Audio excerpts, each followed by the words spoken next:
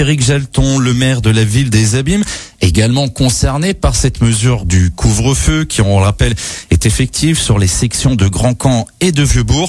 Alors Éric Jalton, vous avez interpellé le ministre de l'Intérieur aujourd'hui concernant ce couvre-feu. Oui, absolument, parce que moi, en tant que maire de la ville des Abîmes, je n'ai rien demandé. Ok?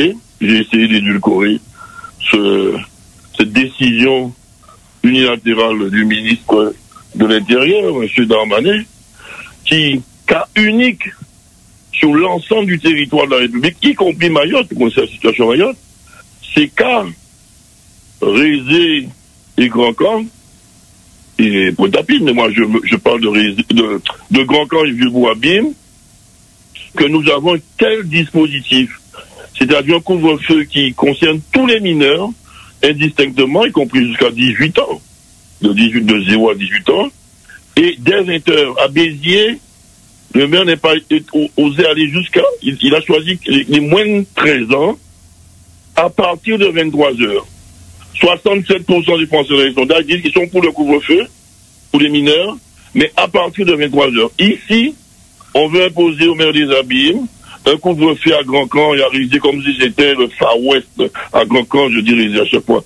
Grand-Camp et Vieux-Bourg, comme si c'était le Far West, une zone de non-droit, à Grand-Camp et à Vieux-Bourg, et à tous les mineurs dès 18 heures. Dès 18 ans. Dès 20 heures. Dès 20 heures. Oui. Dès 20 heures.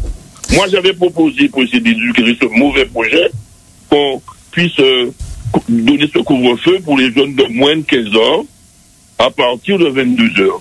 Alors, vous n'êtes pas contre cette mesure du couvre-feu, mais vous réclamez un allègement. Mais elle est discriminatoire parce que ça concerne uniquement Grand-Camp et Vieux-Bourg qui se concernent avec les Abîmes et Pointe-à-Pitre, alors que nulle part ailleurs, y compris à Marseille, à Saint-Denis, où on a des gros trafics, où on fait des opérations colossales pour essayer de rétablir l'ordre, et il y a ça un Grand-Camp, sans l'avis du maire des Abîmes. Donc c'est un manque de respect vis-à-vis de la libre administration des communes. C'est une opération liberticide dans son ampleur et discriminatoire, puisqu'elle concerne qu'une petite partie du territoire de la République, alors qu'en somme, d'autres territoires qui sont davantage concernés que nous par des faits de délinquance et de crimes ne sont pas concernés.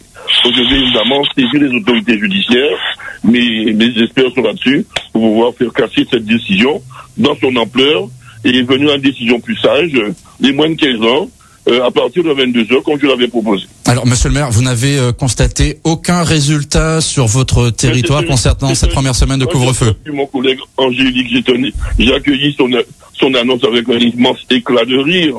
Alors, comment apprécier en une semaine, vous allez pouvoir faire un bilan d'une opération de couvre-feu, mais évidemment, il y a un déploiement des forces de l'ordre partout à Pointe-à-Pitre, à Grand-Camp et à Vieux-Bourg. Et il est normal que le taux soit diminué. Et vous pensez qu'ils vont rester tout le temps? Ils vont rester toute l'année comme ça, avec tous les effectifs de la police dans un petit secteur comme ça, Grand-Camp. A priori, c'est parti pour une durée de 1 mois, peut-être renouvelable. Oui, mais vous n'allez pas pouvoir maintenir un déploiement exceptionnel sur ces territoires, alors qu'il y a des besoins ailleurs, que la police demande d'autres besoins. Sous ces territoires, c'est l'effet du déploiement des forces de l'ordre et non pas du couvre-feu. Pour apprécier l'effet du couvre-feu, il aurait fallu qu'il y ait un dispositif normal de déploiement des forces de l'ordre sur l'ensemble du territoire de la Guadeloupe, y compris là, et qu'on a apprécié l'effet du couvre-feu in extenso. Mais là, c'est le déploiement des forces de l'ordre pour pouvoir dire après le couvre-feu est efficace, alors que c'est ce déploiement exceptionnel sur les territoires concernés, des 3 secteurs concernés, qui vont produire cet effet. Donc en une semaine, c'est ridicule, et même n'importe quel expert vous diront qu'on ne peut pas apprécier en si peu de temps l'effet, qu'il ne faut pas, les résultats est forcément biaisés. Je ne suis pas de ceux qui jettent l'anathème sur les autres. Hein. Ok. Nous sommes tous co-responsables de la situation de notre jeunesse en Guadeloupe, de la situation de l'insécurité et de la délinquance et de la criminalité. Ok. Nous avons des dispositifs avec l'État, la région, le département, les différentes institutions et organismes qui peuvent de près ou de loin agir de façon préventive ou répressive concernant l'insécurité, notamment celle qui concerne dont nos mineurs seraient acteurs. Mais ce que je dis très clairement, il ne faut pas jeter le bébé avec l'eau du bain.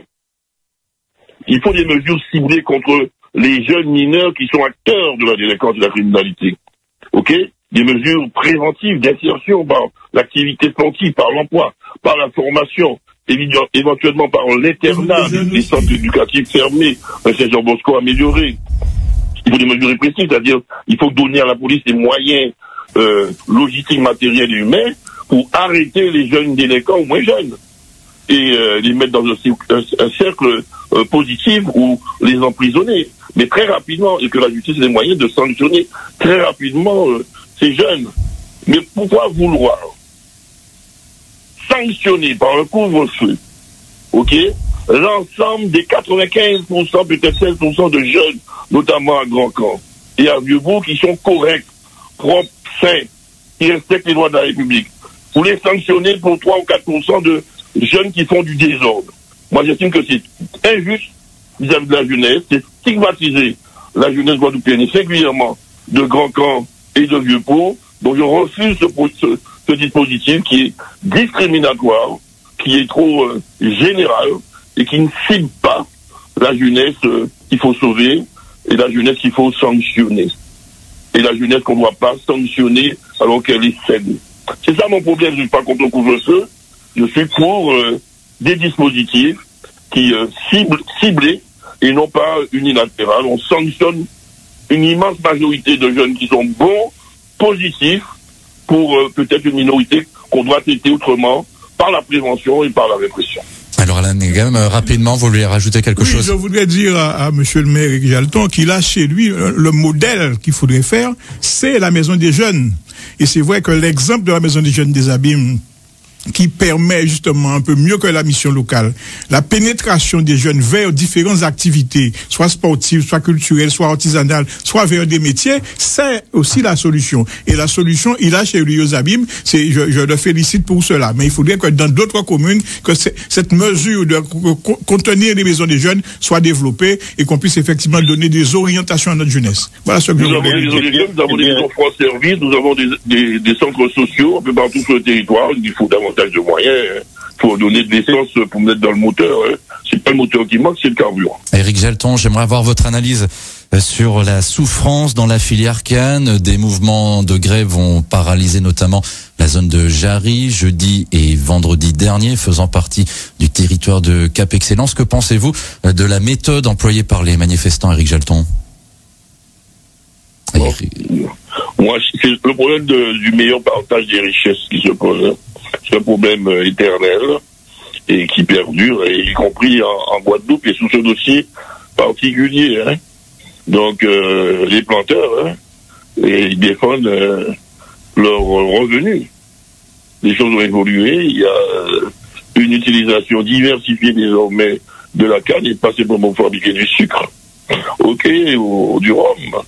Et il y a d'autres produits dérivés qui créent des plus-values, qui permettent à ces usiniers de dégager des marges supplémentaires.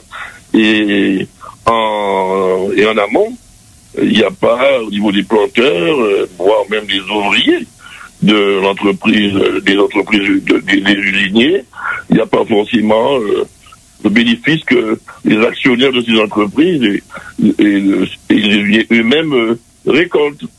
Donc il y a un meilleur partage des richesses. Et donc à un moment donné, les choses se crispent, et après ça pète et ça bloque. Mais justement, nous avons assisté. Mais je regrette pour ma part la conclusion, puisque encore une fois, c'est la région, le département et l'État qui, au lieu de mobiliser des fonds publics à hauteur de millions d'euros, en tout cas des centaines de milliers d'euros, eh bien ils vont subventionner la crise pour permettre aux planteurs d'avoir satisfaction et les usiniers, quelque part, sentir bien. Alors que je pense qu'ils ont de la marge pour pouvoir satisfaire les planteurs. Ce que je regrette pour ma part, c'est les centaines de milliers d'euros que la région, le département, voire l'État donne pour sortir de la crise. Eh bien, ils doivent être consacrés à l'investissement productif, notamment pour aider nos jeunes à créer des entreprises, à créer de l'emploi, à créer de la valeur ajoutée dans ce petit pays de Guadeloupe. Alors, Jalton, on sait que l'octroi de mer est l'un des principaux financements des communes et des collectivités territoriales. Qu'est-ce que ça représente pour vous et êtes-vous favorable à une réforme? Tout le monde sait que l'octroi de mer est important dans le financement, notamment de sections de fonctionnement des collectivités locales, territoriales, notamment aussi bien au niveau de la ville des Abîmes, du pays de destinée. C'est clair, net et précis. Donc, il y a quelque chose qui se passe à Bercy, hein. Il y a le surendettement de la France, il y a le déficit de la France, et on cherche à faire des économies. Parce qu'en même temps, on veut dépenser des milliards pour aller soutenir l'Ukraine et un peu quelque part Israël, tout en envoyant des aides humanitaires hypocritement au peuple palestinien, tout en aidant militairement Israël. Voilà, où nous en sommes dans ce bas monde. Alors, ils veulent faire des économies, et donc on cherche tout de subterfuge. Quand Bercy se mêle de tout ça, vous avez entendu le discours très alambiqué de l'intervenant qui m'a précédé. Et donc, pour moi, il y a d'autres priorités. Pourquoi vouloir toucher à quelque chose qui fonctionne à peu près correctement? Alors, on va poser la question. C'est comme le syndicat unique de l'eau. Ça fonctionnait au niveau du territoire de Cap-Excellence. Maintenant, c'est le bordel. Excusez-moi l'expression. On a voulu faire un syndicat unique pour des raisons idéologiques. Et maintenant, c'est le bordel. Il y a des tours d'eau, des gens qui recevaient l'eau régulièrement. Maintenant, on est tributaire de tours d'eau intempestifs sur le territoire de Cap-Excellence, des Abîmes notamment. Donc, je pense qu'il faut éviter de toucher ceux qui marchent à peu près correctement et s'attaquer aux vrais problèmes pour lesquels on a besoin du concours de l'État et de l'Europe. Cette faculté existe déjà au niveau des élus, hein, qui fixe les taux d'octroi de mer sur différents produits importés. Hein. Donc, je ne vois pas pourquoi une réforme pour fixer peut-être donner à des administratifs le soin de le faire. Je ne vois pas la nécessité. Hein. Le politique a déjà le pouvoir sur l'octroi de mer. Hein. Ça lui a bien ciblé les produits taxés pour pouvoir faciliter la production locale et une plus-value, de meilleurs bénéfices pour nos producteurs locaux, nos entreprises notamment. Merci Éric Jalton.